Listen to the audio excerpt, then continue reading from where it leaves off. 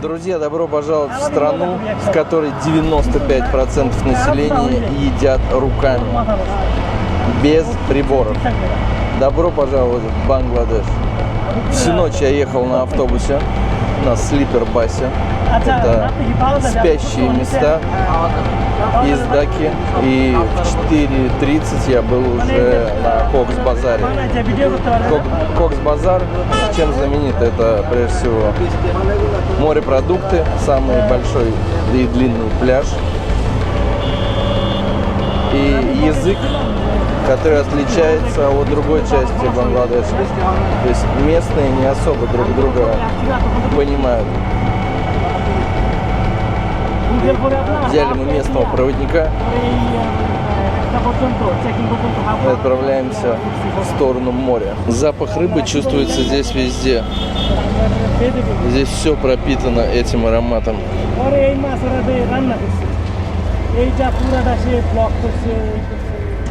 Я не могу передать вам размеры этой ветряной мельницы, но она очень огромная.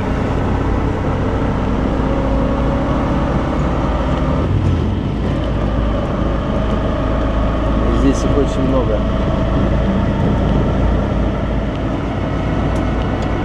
Аж дух захватывает.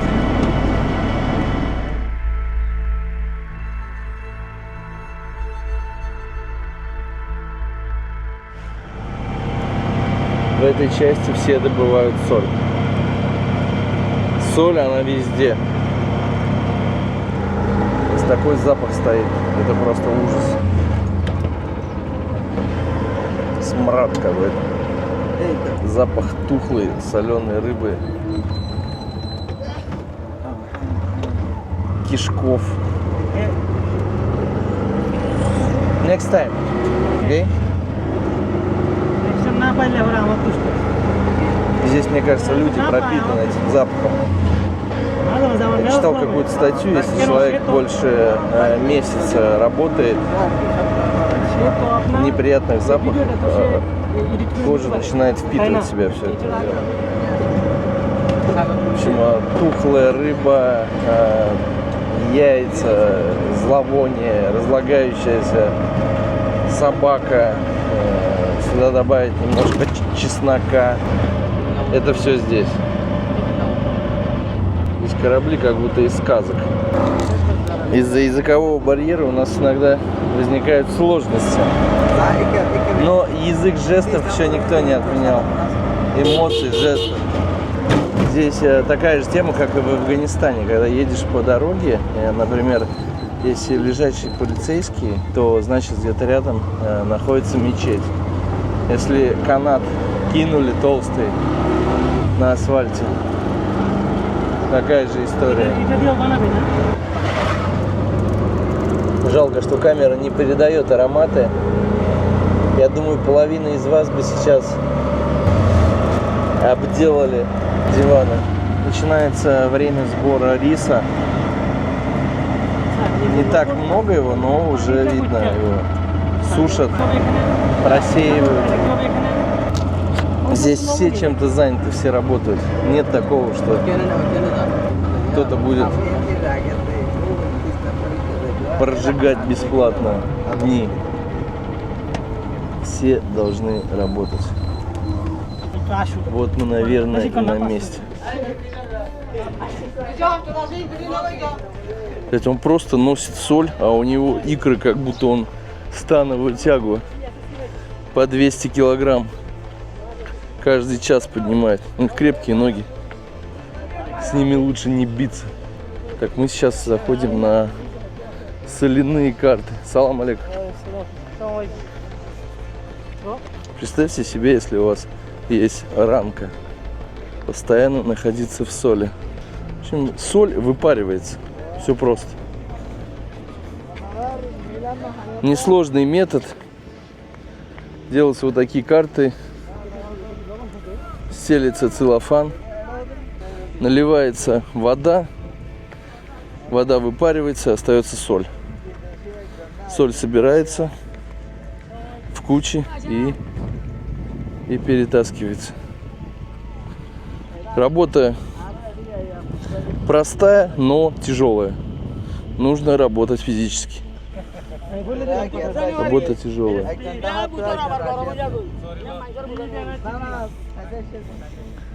Так выглядит соль. Там ее нагружают в свои носилочки. Вот получается. Еще одна куча. Рядом море, рядом морепродукты, рядом все. Они обсуждают, как объяснить мне, как выпаривается соль. Что у нас сегодня пьют они? Energy. Energy this is. Энергетик? Thank you. У всех зубы черного цвета.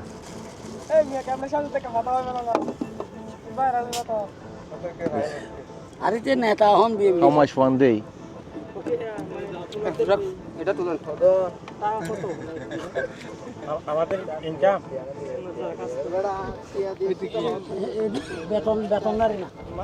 Я делаю вид, что я снимаю майку, на самом деле хочу показать цвет зубов от этого табака.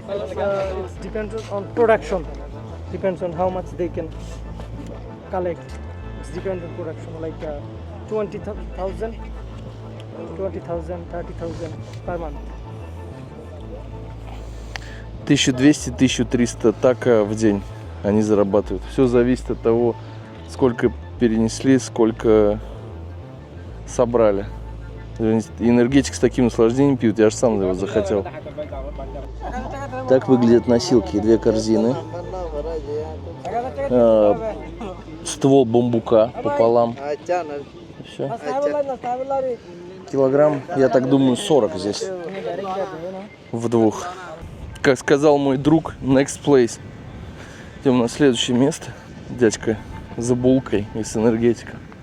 Какой-то перекус. Ну, тяжелая работа, поэтому так весь день таскаю эту соль. Здесь не может быть такого, что ты там прогулял, не дотащил. Все контролируют. Все под четким контролем. Соль выпаривается из земли. То есть землю смешивают с водой и разливают по картам. Как мне объяснили. Вот видите, сейчас дядька что-то там делает. Он закидывает крутой соляной раствор, чтобы быстрее начиналась кристаллизация. То есть физика, химия. 2 дня проходит от того, как налили воду на целлофан, и до момента сбора соли. Ровно 2 дня. Здесь весь поселок прямо или косвенно связан с производством соли. Соль пищевая. И еще я заметил, что в Бангладеше климат не подходит для кокосов. Например, в той же Индии огромное количество кокосовых пальм. Здесь нет. Здесь слишком влажно. Нету золотой середины. Поэтому кокос здесь стоит намного дороже. Чем дальше от столицы, тем более закрытая одежда у женщин. То есть сейчас даже попалась женщина, ну обычно вот накидка на лицо и там сеточки, чтобы глаза хотя бы видеть. А это вообще даже глаз не видно было. Я подумал, как она идет сначала.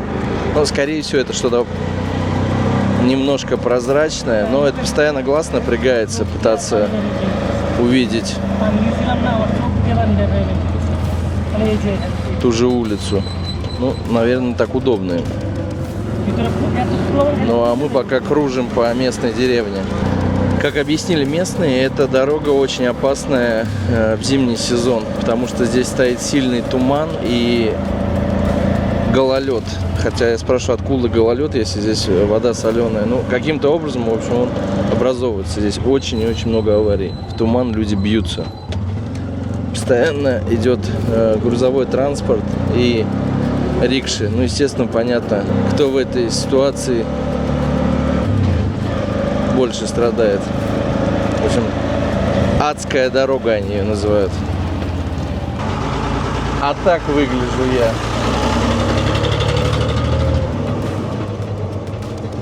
55-летний дед. Все-таки 50 лет они уже чувствуются.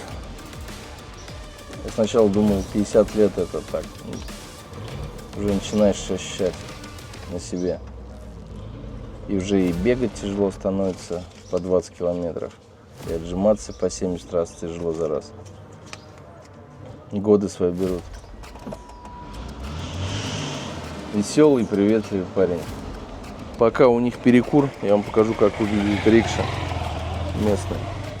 То есть узор это из железа обязательный атрибут, иначе она не будет рикшей. Так выглядит водитель. Рядом можно сидеть с ним. Там еще одно место. Ну а мы едем дальше. 95%, вот как сказали еще раз, ребята занимаются добычей соли и рыбы здесь. 5% занимаются выращиванием риса и его переработкой дальнейшей.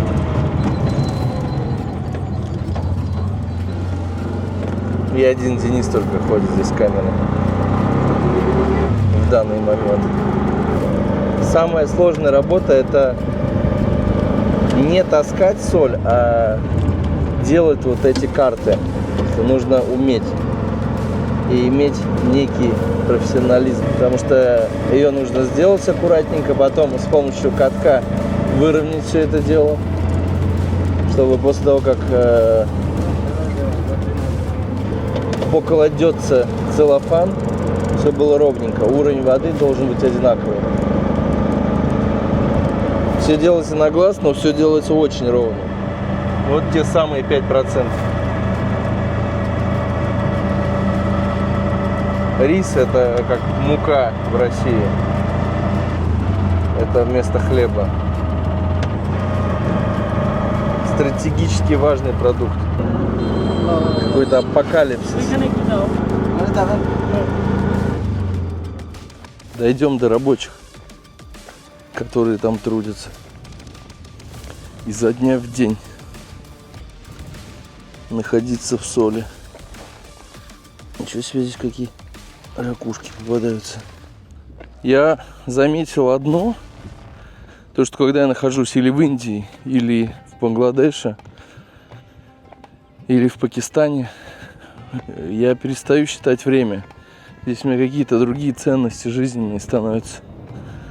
Здесь все иначе. Я начинаю по-другому мыслить. Те самые корзинки.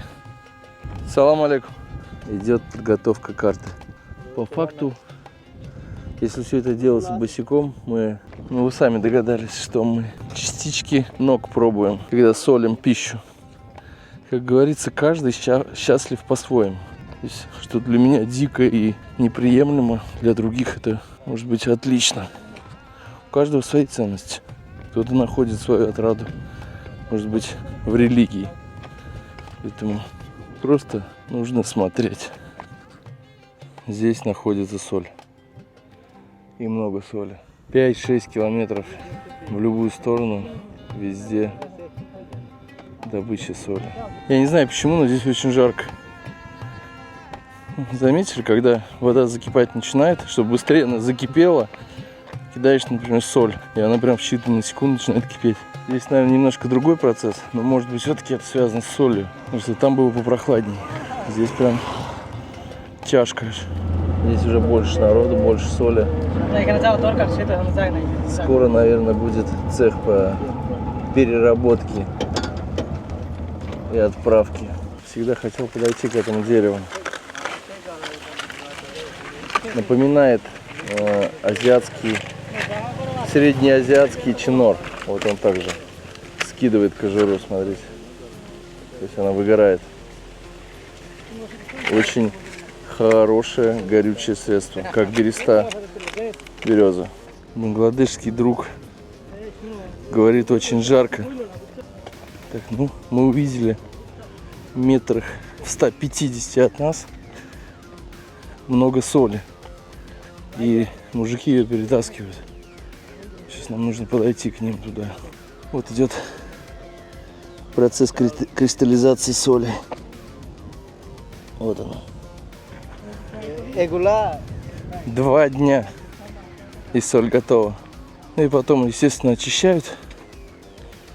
Сначала она транспортируется в склады, потом со складов в цеха по переработке, по очищению. И потом все видят чистенькую, беленькую соль. Главное, соль не упасть. Салам алейкум. Вот так выглядит соль. Вот так выглядит Big Boss. Босс. Вот так выглядят ребятки. Я все-таки узнал. От 40 до 45 килограмм сырой соли находится вот в таких 2 корзинах. Она очень тяжелая. Она еще сильно влажная. Все работяги это худенькие, маленькие, шустрые. Потому что приходится лавировать. Ну, а босс, как всегда, покрупнее будет. Более такой. Это вот получается отсюда они несут. Вот я вижу метров 300. 300 метров без остановки. 40 килограмм. Жалко мужиков, конечно. Все это должна, наверное, техника делать. Но дешевле людей нанять, чем купить технику. В таком виде эта соль стоит 2 рубля килограмм, вот в сыром. Это не за то, что они переносят, а она стоит. Переносят они вообще за копейки. Чтобы заработать 700 рублей в день, нужно очень много перенести соли. То есть после обработки она уже будет стоить 12-13 рублей килограмм. Я перевел в рубли. Мне так легче. Мне кажется, здесь техника очень быстро ржавеет. Любимое занятие это почесать плащ выше колена. Приехал корабль с солью. И все через весы. Вот смотрите. Сейчас он сначала на весы.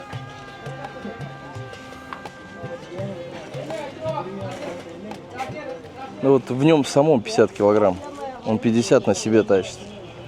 Вот пацаненок. Ну, ноги у всех крепкие. Реально крепкие. Опять это пока молодой.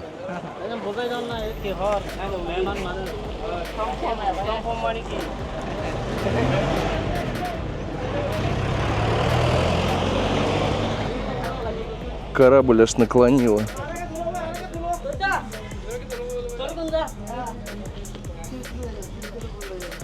Просит, чтобы я зашел на корабль.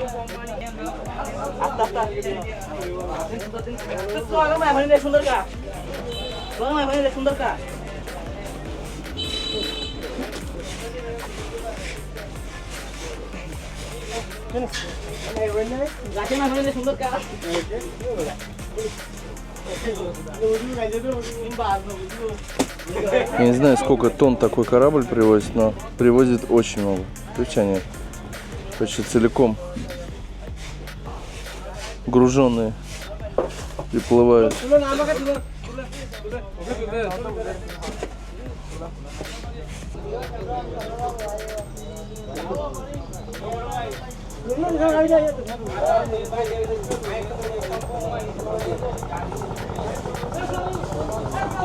За дня в день. Вот такая разгрузка у людей.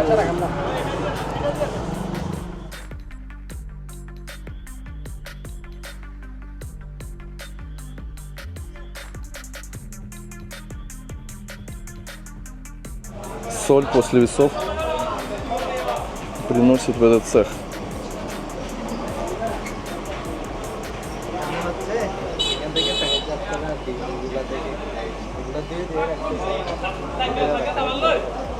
Hello. Салам алейкум. This is our factory. В общем, из одного цеха я вышел, попал в другой. Но не могу еще показать свое тело. Я весь обливаюсь. Здесь температура где-то 52-53 градуса. Дышать здесь нечем. Даже местные обливаются. Каждые 5-6 минут какой-то мальчик приносит ведро воды и обливает их холодной водой, потому что тело начинает кипеть. Здесь они зарабатывают до 1000 рублей в день. То есть есть такая тяжелая работа из-за того, что это горячий цех. И максимум 5-6 лет работают они здесь на производстве соли, потом у них начинаются какие-то проблемы, связанные с большим количеством соли. То есть у них начинает раздувать ноги и болят суставы. Это вот из того, что я понял. Коленные суставы и внизу, где стопа. Все это дело опухает. После такого цеха выходишь на улицу и здесь просто кайфуешь, потому что здесь уже прохладно и хорошо. Это приплыл корабль с солью, его разгружают вот в этот склад. Сейчас приплывет второй, и вот точно так же будут в другой. И тут таких цехов много. Вымывается, очищается соль. Если вы заметили, в цеху были глиняные кучки. Вот именно эта глина вымывается из соли. То есть все уже в конце чистая соль идет на продажу. Да, она не кристально белая, чтобы стала кристально белой. Еще один цех, еще одна обработка, уже с помощью химии. Этот дядька позвал в офис к себе посидеть под вентилятором. До обработки соли. И yes. И после обработки. I am manager of Asia Salt. This is Nima Asia Salt. Here is a provider, two factories. One factory name is Henna Salt and another factory is Asia Salt. I am manager. Counting is counting my computer. Manager. 800, 700 is the same like. One labor is earn 800, 700. 700-800 така в день. Это оказывается даже меньше, чем я сказал. Это в рублях где-то 600 рублей в день за разгрузку. И причем этот дядька рассказывает, он еще хвалится, что они такую сумму получают. Типа это нормальная сумма. Каждый день сюда приходит один корабль, и каждый день они зарабатывают от 600 до 800. Так. How much tonna salt in? Here is our minimum.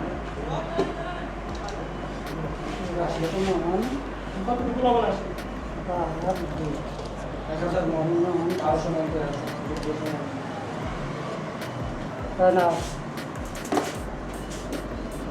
41 ton. How many people? People is a 20. Every day 20 people is working here.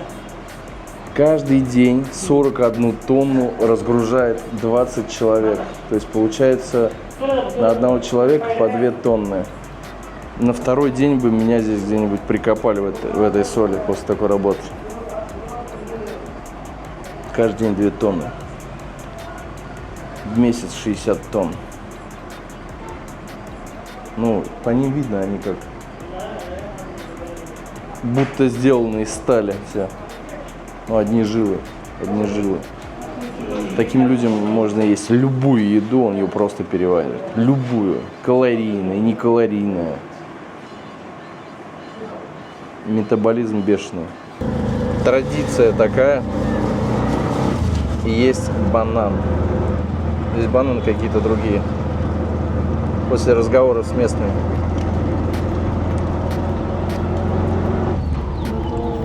Я же говорю, Бангладеш очень вкусные бананы. Пока для меня это номер 1. Какой-то вкус сливы даже. Приятная кислинка. И все приятно.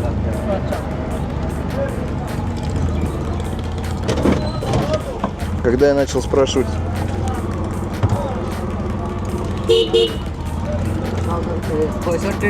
про болезни, дядька сразу испугался, он подумал, что я журналист.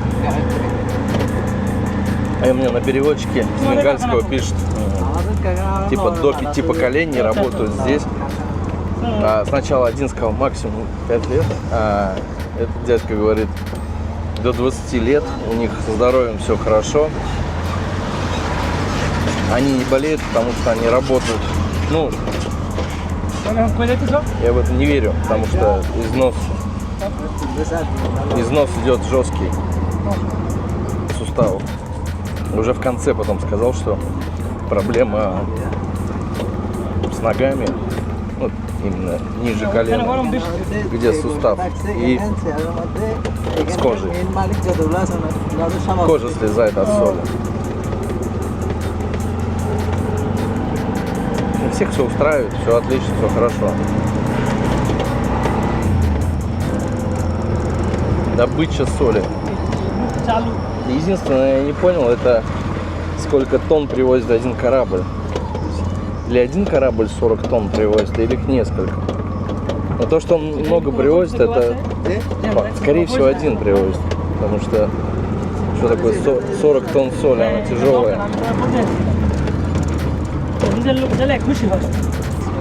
И еще он мне говорит, вот вы потеете, а они, говорит, не потеют. Хотя я сам лично навел камеру, у него размером со смородину, капли пота. Не просто кипят. Тяжелая работа, вот прям реально тяжелая работа. Кажется, после такой работы домой и спать уже ни до чего тебе. Мусульманские семьи большие, несколько детей, 3-4, нужно всех прокормить. Если он единственный работник, тяжеловато ему. Не дай бог что-то, салам алейкум, не дай бог что-то с ним случится, он же работяга. Семье будет худо. Приехали на другую точку, здесь принцип такой же. С корабля, я сейчас поближе специально подойду, попробую заснять, как они не потеют.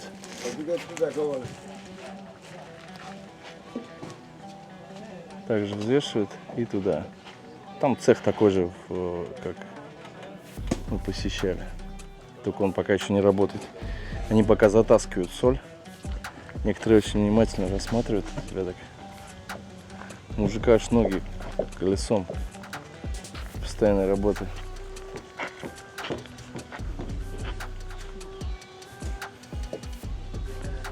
Как же мне подойти поближе к лицу?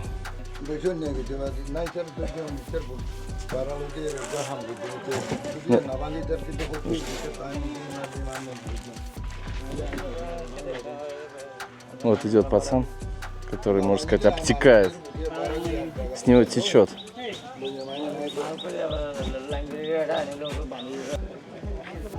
У него проблемы с ногами прям. Я не знаю, здесь они стали или были, но все равно приходится работать. Ноги реально колесом. Для него это нагрузка на тело. Покидаем соляные плантации. Ишам. Было, конечно, очень интересно, но в то же время грустно. আর মনে হয় না যে আর লবণের মধ্যে আর যাওয়ার দরকার আছে ওই খাবারটা নিয়ে У рыбаков перекус. না পেরে গেছে এদিকে আসার সময় করতে পারে না। হ্যাঁ তার সময় ইয়া করতেছিল আমার কি How much one boat? This. এই বুটের দামটা কত হবে আনুমানিক একটা বলেন 10-15 লাখ 10-15 লাখ একটু গুণ দাও 15 লাখ রে 121 দিয়ে গুণ দাও সেই গুণ ভাগ দাও Ждем ответа на вопрос, сколько стоит одна лодка такая. $1,000